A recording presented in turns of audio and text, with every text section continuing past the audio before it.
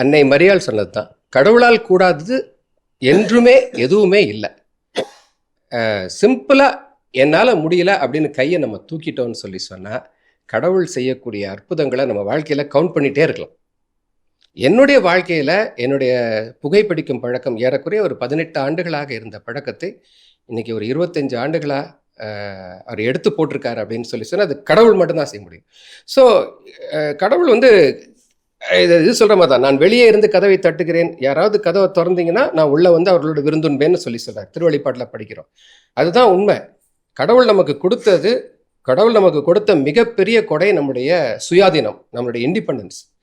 கடவுளே வேண்டாம்னு சொல்லக்கூடிய உரிமையை கூட கடவுள் நம்மளுக்கு கொடுத்துருக்கிறார். அந்த அளவுக்கு தன்னுடைய சாயலாகவும் பாவனையாகவும் படைச்சிருக்கிறதுனால இஸ் ரெஸ்பெக்டிங் அஸ்.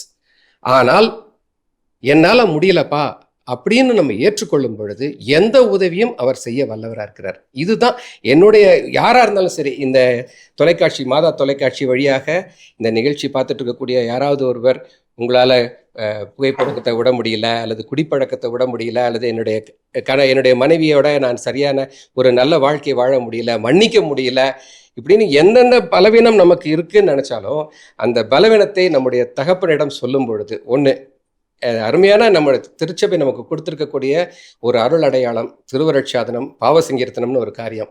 அந்த நம்ம செய்யக்கூடிய இந்த காரணத்தினால அப்பாவுக்கு மனசு கஷ்டமாக இருக்குது, கடவுளுக்கு மனசு கஷ்டமாக இருக்குங்கிறத புரிஞ்சுக்கிட்டு அவர்கிட்ட போய் நம்ம மன்னிப்பு கேட்டு, ஆண்டவரே என்னால் முடியல, என்னால் இதை செய்ய முடியல, எனக்கு நீங்கள் ஹெல்ப் பண்ணுங்க அப்படின்னு நம்ம கேட்கக்கூடிய தாழ்மை நமக்கு இருந்துச்சுன்னா கடவுள் அலைக்கடல் மாதிரி வந்து நமக்கு உதவி செய்ய தயாராக இருக்கிறார்.